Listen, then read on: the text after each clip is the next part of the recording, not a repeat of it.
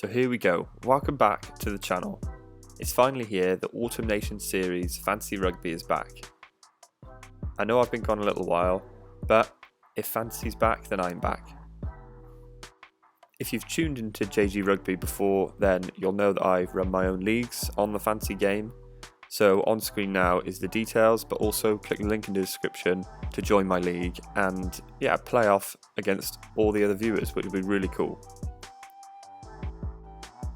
But if you are new around here, then please hit that subscribe button. We're building a pretty good community here. I don't actually think there's another fantasy channel or rugby fantasy channel out there yet. So if you hit that subscribe button, please get involved. So as I said, down in the description, click the link to come join the game. Many of you will probably be familiar with it, but if you haven't, then basically this is what it looks like.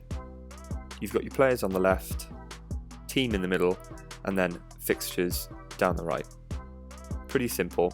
You basically get to pick a starting 15 every week and 3 subs. So we'll go a bit more into the game rules now. So the rules are pretty similar to fantasy games previously. So you get 15 players and you can change these every week. And also obviously 3 subs.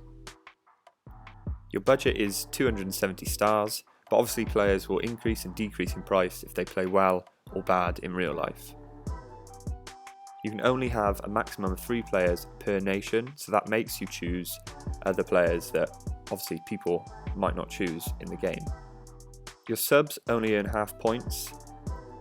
You can choose a captain who will actually earn you double points that week, but you can also choose a super sub among your 3 subs. So this player will earn triple points if they actually do come off the bench in real life. If they do start or they don't come on at all, then obviously they won't earn any points. But if they start, then they will earn half points. So yeah, looking at the points calculation then, it's quite interesting actually. So for a win, you actually get 8 points, which is quite big. So obviously we want to target teams that are obviously winning. Dominant tackles are 7 points, which is huge. Line breaks, so looking at back rowers and back 3 here. We've also got huge points for 50-22, so 10s will be really key this year. Tries are obviously worth a massive 15 points, and a try assist is also 7. So assists and tries are the big money maker here. So now let's take a look into the fixtures for week 1 of the Autumn Nation Series. So first up, we've got Scotland and Fiji. Obviously, we know about Fiji. This will probably be an open game, obviously weather dependent, but I would imagine Scotland would take the win here. They're also looking to bounce back after a really close game against Australia. I don't actually think they had their full strength team out. So looking at some of the players to target, obviously masses Scotland here. We've got Hogg, Van der Merwe, Graham as well. Obviously, they're back 3. But then for Fiji, Naya Salevu and Radradra in the centres are absolutely key. Italy and Samoa are up next, but they're probably going to be the least talked about game of the weekend. But nonetheless, players to look at, obviously Capuozzo for Italy absolutely smashed the Six Nations last year, or this year in fact. And you've got Lamaro, obviously their captain. But with Samoa, you've got players returning. Luatua, who is obviously has played for New Zealand. Theo McFarland as well, who plays for Saracens. So quite an interesting matchup here. But if I was going for it, I would back an Italy win.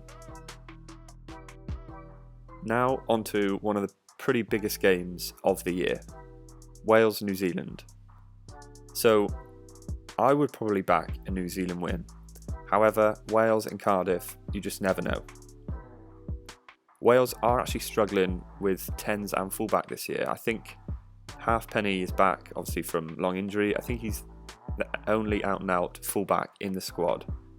Obviously Anscombe can play there, but you never know.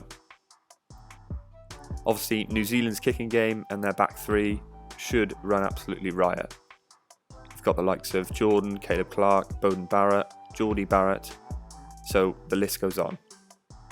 But some of the players I'd probably look to target, we've obviously got Reece Zammit, who is insanely quick, Faletau and Tompkins too, who can make a really good centre option. And then obviously for New Zealand, you've got Barrett, Savea, Retallick, who's actually suspended, so I'm not sure if he'll be up for selection this week. But obviously Will Jordan is a huge try-scoring threat and always makes meters.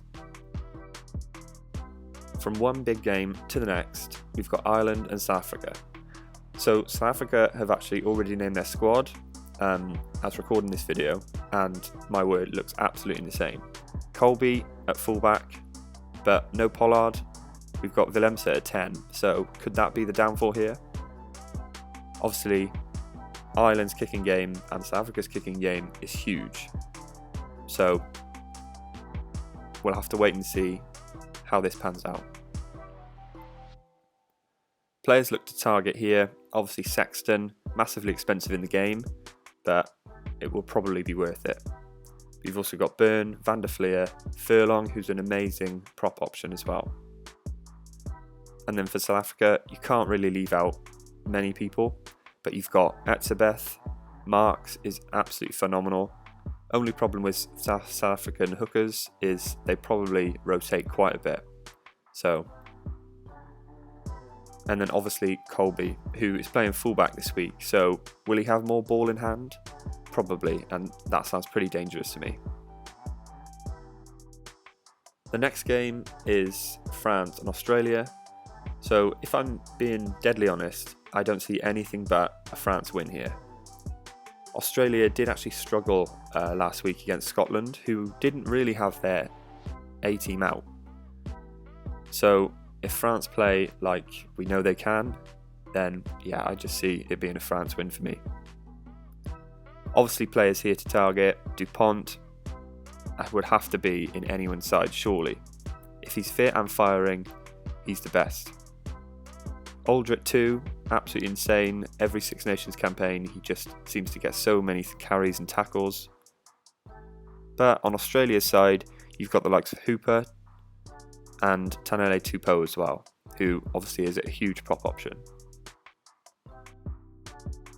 And finally, the last game of the weekend, which is actually on the Sunday, is England versus Argentina. Now obviously, there's probably no Farrell this week, just due to him recovering from concussion, but we do have Marcus Smith, and if anyone played last year's Six Nations, we know how good he can be. Obviously, in the game rules I mentioned, kicking is key to this year, with 50-22s actually earning quite a few points, but also running meters, and that is all about Smith's game.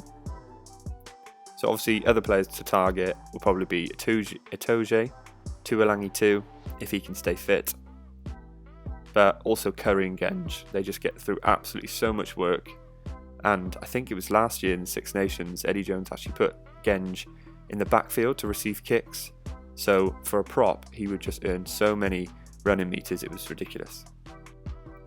But Argentina are no walkovers either. They've got the likes of Buffelli, Issa, Moroni, Montoya as well. I've also put Lavanini in there because obviously he can be amazing if he can stay on the pitch. But obviously yellow and red cards are actually minus points this game, so maybe avoid him. So yes, that is the end of the video. I will be back with a team selection video later this week, probably on Friday, which is actually when all the teams are named. So stay tuned, turn notifications on, you don't want to miss this Autumn Nation series. It's going to be absolutely amazing. And if you love fantasy, obviously go in the description, get involved in the leagues. I'm excited to see all of you and how you all perform. Good luck, and I'll see you in the next video.